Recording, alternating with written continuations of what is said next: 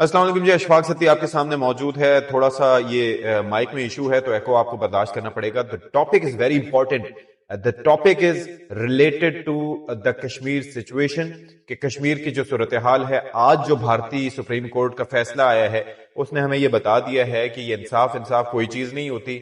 ساری چیز جو ہے وہ یہی ہے کہ جو بی جے پی کے زیر اثر ایک سپریم کورٹ تھی اس نے وہی فیصلہ سنایا جو اس نے بابری مسجد کے حوالے سے سنایا تھا.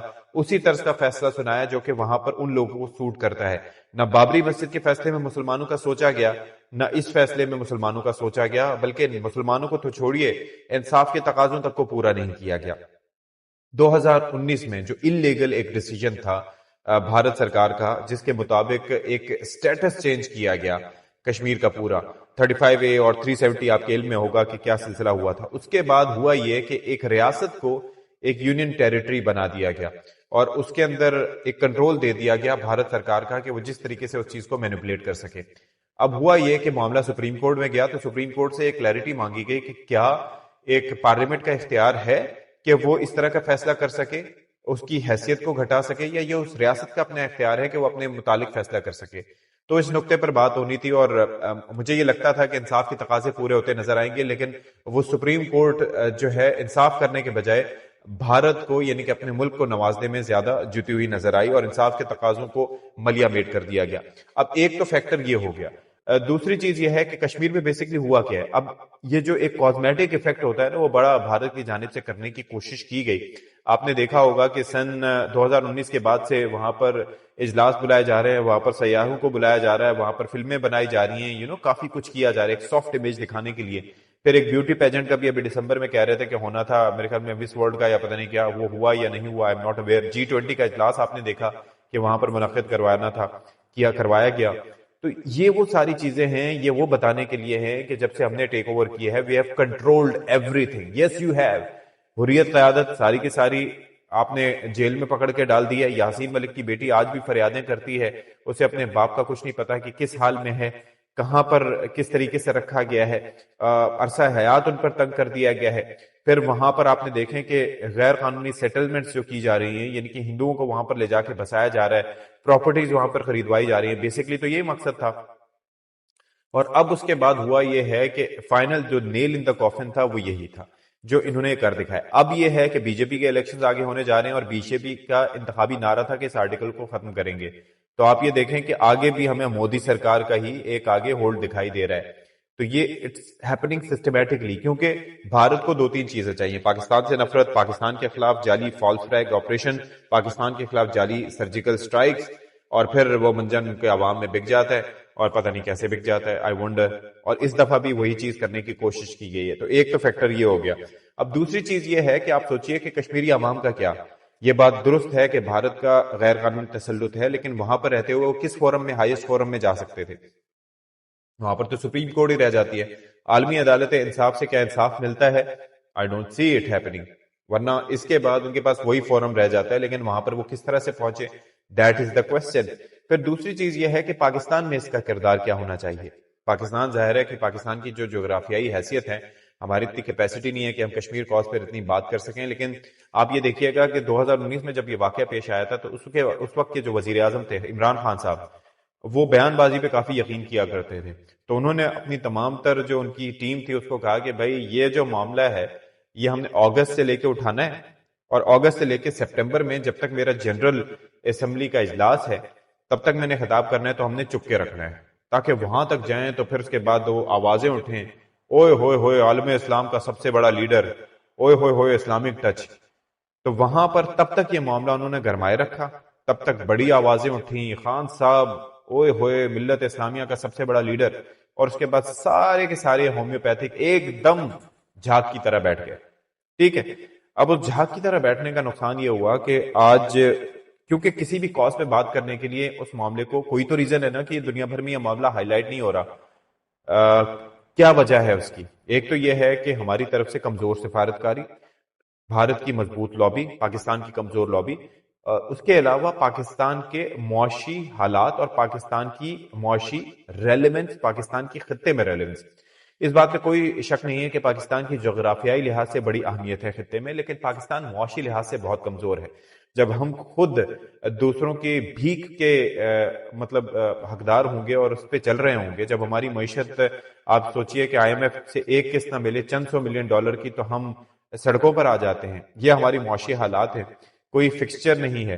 تو ایسے میں پھر ظاہر ہے کہ ہماری کمزور حیثیت کے سبب ہماری بات نہیں سنی جاتی۔ جو ملک خود مختار ہوتے ہیں ان کی بات سنی جاتی ہے، وہ کسی پاور میں رہتے ہیں۔ India is one of those countries.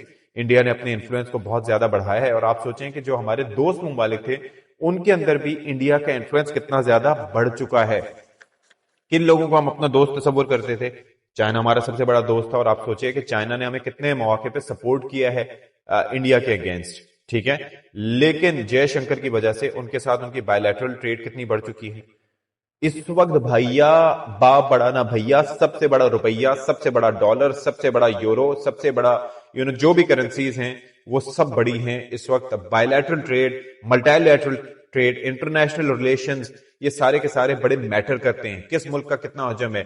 India میں ٹیسلا کے کارخانے لگ رہے ہیں، آئی فون وہاں پر بن رہا ہے، سلیکون ویلی بنگلورو میں آپ دیکھ لیں وہاں پر سیٹ اپ کیا ہے، کرکٹ کے حوالے سے دیکھ لیں وہاں پر انفلوئنس کیا ہے کہ 50 سے زائد سٹیڈیمز ہیں۔ مطلب ہمارے یہاں کیا ہے، آوے کا آوا بگڑا ہوا ہے، جو بھی حکمران آتا ہے کھاتا پیتا ہے اور یہ جا وہ جا۔ ہمارے محکموں میں کیپیسٹی نہیں۔ آج ہی وہ ٹرانسپیرنسی انٹرنیشنل کی رپورٹ آئی تھی، اس نے پولیس کا کیا سب کا ایک کچا چٹھا کھول کے رکھ دیا، عدلیہ کا کچا چٹھا کھول کے رکھ دیا کہ کیا ریزن ہے۔ تو یہ ساری میں I won't deviate from the point, لیکن میں ایک بتانا چاہ رہا تھا کہ خرابیاں کس قدر ہیں۔ اچھا، میں انڈیا کا تذکرہ کر رہا تھا، تو بھیا انڈیا کی 450 ارب ڈالر کی ایکسپورٹس ہیں، ٹھیک ہے، 714 ارب کی امپورٹس ہیں، اور ٹوٹل جو ٹریڈ اس کا حجم ہے وہ 1164 ارب ڈالر کا ہے، ٹھیک ہے۔ اب اس میں نمبرز کیا ہیں وہ ذرا میں تھوڑا سا بتا دیتا ہوں تاکہ just to clear your mind. ASEAN کے ساتھ 44 ارب ڈالر کی ٹریڈ ہے، 44 ارب ڈالر کی ان کی ایکسپورٹس ہیں، 88 ارب ڈالر کی امپورٹس ہیں، ٹوٹل جو حجم ہے وہ 133 ارب ڈالر کا ہے۔ EU یعنی کہ یورپین کنٹریز کے ساتھ 73 ارب ڈالر کی ان کی ایکسپورٹس ہیں، 57 کی امپورٹس ہیں، اور 131 ارب ڈالر یہ بنتا ہے۔ پھر اس کے بعد اگر سیپریٹلی اگر ہم کنٹریز کی بات کریں تو سب سے بڑا ٹریڈ کا جو اس کا حجم ہے وہ ہے امریکہ کے ساتھ، وہ ہے جی 71 ارب ڈالر کا ان کی امپورٹس ہیں، ایکسپورٹس ہیں، 46 ارب ڈالر کی امپورٹس ہیں، اور 118 ارب ڈالر یہ بنتا ہے، یعنی کہ 118 ارب ڈالر کی بائیلیٹرل ٹریڈ ہے امریکہ اور ان کی بھارت کی۔ اب میں جو بڑا فگر ہے وہ پہلے بتاؤں گا، پھر تھوڑا سا اس کو ڈی کلاسیفائی کروں گا۔ دوسرے نمبر پر ٹریڈ پارٹنر جو سب سے بڑا ہے بھارت کا، یہ بات یاد رکھیے گا، وہ ہمارا قریبی دوست ہمسایہ ملک وہ ہے چین، اور ان کی جو بائیلیٹرل ٹریڈ ہے وہ 104 ارب ڈالر کی ہے، ٹھیک ہے، 104 ارب ڈالر کی ہے۔ اور آپ یہ دیکھیے کہ اس کے اندر جو ان کی ایکسپورٹس ہیں وہ سے 13.6 ارب ڈالر کی، جبکہ امپورٹس جو ہیں وہ 90 ارب ڈالر سے زائد کی ہیں۔ تو 104 ارب ڈالر کی بائیلیٹرل ٹریڈ ہے between China and India, thanks to Jaishankar. پھر اس کے بعد آ جاتا ہے متحدہ عرب امارات، ہمارا ایک اور دوست ملک۔ آپ کو یاد ہوگا کہ جب یہ آرٹیکل 370 اور 35A کا وہ معاملہ ہوا تھا تو اس وقت ایک بڑے گفٹ وغیرہ نریندر مودی کو دیے جا رہے تھے اور ہم یہاں پر پیٹ رہے تھے، تو یہاں پر جو ہے وہ 77.6 ارب ڈالر کی بائیلیٹرل ٹریڈ ہے، 28.76 ارب ڈالر کی ان کی جو ہے وہ ایکسپورٹس ہیں، 48 ارب ڈالر سے زائد کی امپورٹس ہیں، یہ آپ نے دیکھ لیا۔ پھر چوتھے نمبر پہ نوٹ کیجئے سعودی عرب ہے، 9.69 ارب ڈالر کی ان کی جو ہے وہ ایکسپورٹس ہیں، 38 ارب ڈالر سے زائد کی ان کی وہ ہیں امپورٹس ہیں، اور ٹوٹل اس کا حجم ہے 48 ارب ڈالر۔ پھر اس کے بعد 5ویں نمبر پر آ جاتا ہے رشیا، وہ ہے جی 2.8 بلین ڈالر کی ان کی جو ہے وہ ایکسپورٹس ہیں، اور 41.56 ارب ڈالر کی ان کی امپورٹس ہیں، جس میں ہم شور کہ وہ ویپنز وغیرہ بھی آتے ہوں گے۔ پھر اس کے بعد 6 نمبر پر آ جاتا ہے انڈونیشیا، 9.06 ارب ڈالر کی ان کی ایکسپورٹس ہیں، اور پھر 26.89 ارب ڈالر کی امپورٹس ہیں۔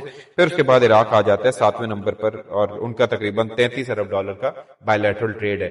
تو بھیا اس وقت آپ اس بات سے اندازہ کریں کہ کتنی بڑی اکانومی ہے انڈیا کی، اور کتنا بڑا ٹریڈنگ پارٹنر ہے دنیا میں وہ مسلم ممالک کا۔ اس کے اندر آپ یہ دیکھ لیں کہ UAE، سعودی عرب، انڈونیشیا، عراق، یہ 4 مسلم ممالک ہیں، ٹھیک ہے۔ اس کے بعد چائنا جو ہے وہ پاکستان کا دوست ہے، امریکہ کو ہم اپنا الائی مانتے ہیں۔